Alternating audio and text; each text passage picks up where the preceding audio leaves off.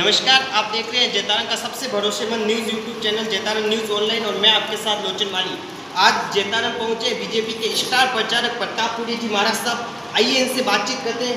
महाराज साहब, आपका पहले जैतारण न्यूज़ में बहुत बहुत स्वागत है।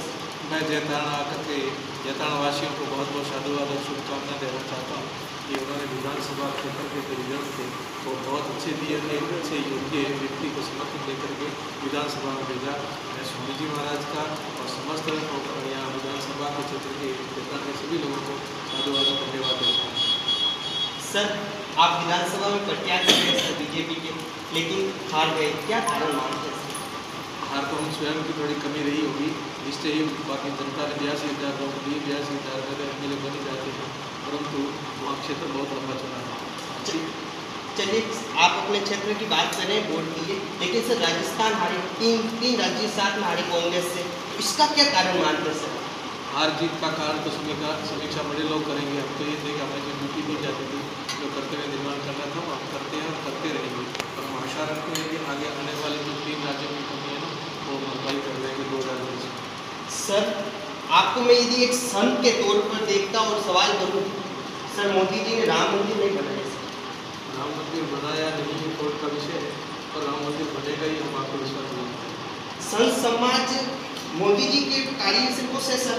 संत समाज नहीं, पूरा समाज खुश है, हिंदुस्तान पूरा खुश है कि हिंदुस्तान का हमारा गौरव बढ़ाया, दुनिया में आज नाम हिंदुस्तान का रोशन किया तो मोदी ने किया है। प्रत्येक बच्चे से, बूढ़े से, जवान से, साधु से लेकर तमाम व्यक्ति जवान और तो मोदी जी 2014 में आप जीते लोकसभा, क्या लगता है इस बार राहुल जी के सामने जीत पाएंगे, कांग्रेस के सामने आप जीत पाएंगे सर? और वही लक्ष्य होगा या फिर थोड़ा कम आएगी या ज़्यादा आएगी, ये सीटें बताइए। तुलना राहुल जी और मोदी जी की है, किसी बच्चे से भी तुलना करवा के देख लेना, क्या तुलना करके बताते हैं, क्या राहुल जी बोलते हैं, क्या राहुल जी कैसे चलते हैं, राहुल जी का चिंतन क्या बच्चे भी बोलते हैं। मैंने एक जगह बच्चे से पूछा तो बच्चे ने कहा कि उनकी तो कभी आँख फिसल जाती है लोकसभा में, कभी उनकी जबान फिसल जाती है, किसी को जी बोलते थे, कभी उनके पैर फिसल जाते हैं। कहाँ टिकेंगे मोदी जी के सामने राहुल जी? आप ही समीक्षा करके जरूरी है। सर, हाल ही में जैतारण के एक विधायक रहने वाले 5 बार जैतारण से विधायक रहे, उनका टिकट काटा, उन्होंने छोड़ दिया और ये कह रहे हैं कि आरएसएस वालों ने मेरा टिकट कटाया। तो मैं आपसे जानना चाहूँगा, क्या बीजेपी आरएस की विचारधारा की पार्टी है या फिर आरएसएस की विचारधारा की पार्टी है, फिर ये जनता के बारे में सोचती है सर? देखिए, राष्ट्रीय चिंतन करने वाली पार्टी है, संघ भी राष्ट्रीय चिंतन करता है और बीजेपी भी राष्ट्रीय चिंतन करता है। राष्ट्रीय चिंतन करने वाला प्रत्येक व्यक्ति आरएसएस का है और प्रत्येक व्यक्ति बीजेपी का है। सर, योगी जी भी अब राजनीति में, आप भी राजनीति में, संतों का राजनीति में हद से बढ़ रहा है, क्या ये राजनीति के लिए उचित है? क्या ये इस देश के लिए उचित है सर? राजा जब सही काम नहीं करते थे पहले, तब संत उनको आदेश देते थे काम करो, जब नहीं करते तो राज संत ले करके उनसे काम करवाते थे। भले चाणक्य का उदाहरण देखो, चाहे इतिहास का कोई उदाहरण देखो, पहले तो इनको कहेंगे हम काम करो और ये नहीं करेंगे तो हम खुद उनमें हस्तक्षेप करके करवाएंगे। तो ये है प्रतापपुरी जी महाराज साहब, जिनसे हमने लोकसभा के बारे में चर्चा की और ये समझने की कोशिश की कि इस बार बीजेपी किस चाल के साथ लोकसभा का रंग खेलेगी। हालांकि लोकसभा का रंग सज चुका है। और आज के लिए बस इतना ही, अब मुझे दीजिए इजाज़त। जय हिंद।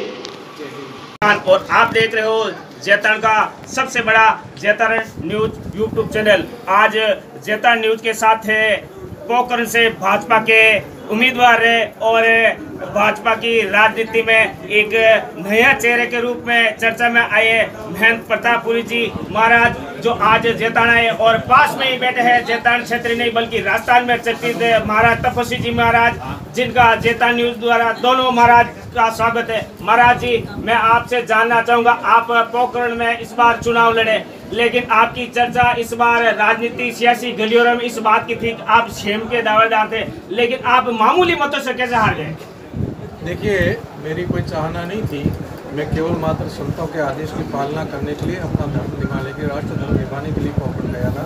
और पोखरण की जनता ने खूब दिया, क्योंकि मेरा क्षेत्र नहीं था राजनीति और मैं पहली बार राजनीति में उस क्षेत्र में गया और मुझे 82,000 लोगों ने वोट मतदान दिया। तो केवल मात्र मुझे नहीं दिया, उन्होंने बीजेपी को दिया, उन्होंने राष्ट्रीय चिंतन की पार्टी को दिया, उन्होंने मोदी जी जैसे चेहरों को देखा था। फिर भी थोड़ी बहुत कमी रही है, तो लोगों को आज पूरे देश को वो महसूस हो रहा है और पूरे देश के अंदर ये चिंता और ये प्रकट किया जाता रहा है कि ये हार हम सहन नहीं कर पा रहे। महाराज जी, मैं जानना चाहूँगा, धर्म में राजनीति जरूरी है या राजनीति में धर्म जरूरी है?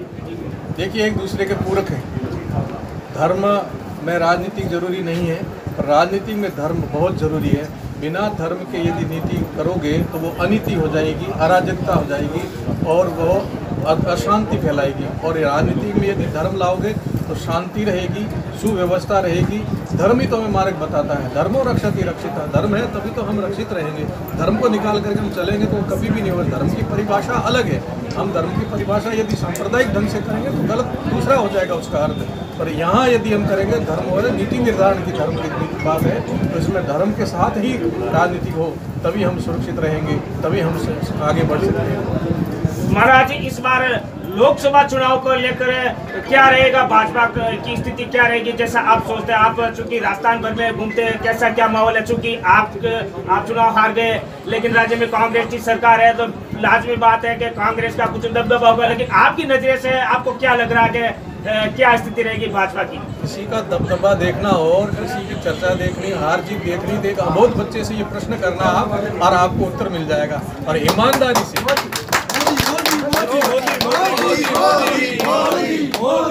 बाल से लेकर के वृद्ध तक, विद्वान से लेकर के किसान तक, संत से लेकर के आम व्यापारी और व्यक्ति तक, माताओं बहनों से लेकर के प्रत्येक नागरिक के अंदर यदि कहा जाए तो हिंदुस्तान ने आप स्वीकार कर चुके हैं कि हिंदुस्तान को विश्व शक्ति बनाने में कोई होगा व्यक्ति तो ये व्यक्ति होगा। इसलिए सारा देश में हिंदुस्तान के अधिकांश प्रतिशत लोग मोदी जी के साथ खड़े, निश्चय ही मोदी जी आएंगे और वो हमारे देश को विश्व की महान शक्ति बनाएंगे। इसलिए आज दुनिया पूरी की जो नजरें हैं हिंदुस्तान के ऊपर कि मोदी आएंगे तो निश्चय ही हिंदुस्तान को विश्व की शक्ति बनाएंगे। हम सबका कर्तव्य बनता है। यहाँ कोई पार्टीवाद नहीं, कोई जातिवाद नहीं, कोई परिवारवाद नहीं, केवल एक बात है हमारे दिलों और दिमाग में कि हिंदुस्तान जिंदाबाद और राष्ट्रवाद जिंदाबाद है। महाराज जी, गत लोकसभा चुनाव में जिस प्रकार भाजपा ने जो अपने चुनावी घोषणा पत्र में जो घोषणाएं की, आपको लगता है क्या उसे घोषणा जो पूरी हुई, जनता से जो वादे किए वो वादे पूरे हुए क्या? इतना सारा कबाड़ा कर रखा था देश का 50-60 साल से, तो 5 साल में सारा समेट लेंगे? बताइए कितना काम किया, कितना अच्छे मोदी जी ने काम की। समय पर वो भी हो जाएंगे तो जनता के साथ में। नहीं, काला धन वापस नहीं आया और लोगों के खाते में 15 लाख नहीं, जैसे वो बता रहे थे, राम मंदिर नहीं बना। किसी ने प्रयास तो किया है, कोई प्रयास भी नहीं करता था, कोई इस बारे में चर्चा भी नहीं करता था। कम से कम श्री गणेश तो हुआ है, शुरुआत हुई तो अपने आप अंत भला ही होगा। आप निश्चिंत रहिए, आने वाले समय में वो भी होगा। धन्यवाद। ये थे महाराज प्रतापपुरी जी। और मैं महाराज जी तपस्वी महाराज जी से जानना चाहूंगा, आप भी अपने कुछ विचार रखें। आप भी चूंकि भाजपा से जुड़े नहीं हुए, लेकिन धार्मिक विचारों के आप व्यक्तित्व के धनी हो।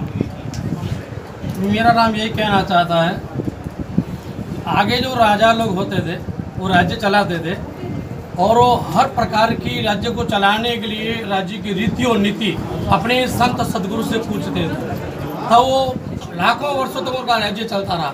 और आजकल के ऐसे नेता लोग हैं जो संत महात्माओं को उसी राज्य से अलग करना चाहते हैं। और मोदी हमारे एक ऐसे हैं, वो संतों के सानिध्य में रहे हुए संत जैसे ही है। वो तो पूरे साधना किए हुए हैं, पहाड़ों में अपने शरीर को तपाया हुआ है। और संत जब आगे आ जाएगा तो देश का, जो भी महाराज जी ने कहा कि आने वाले समय में सारे विश्व का गुरु ये भारत बनेगा और बनेगा रहेगा।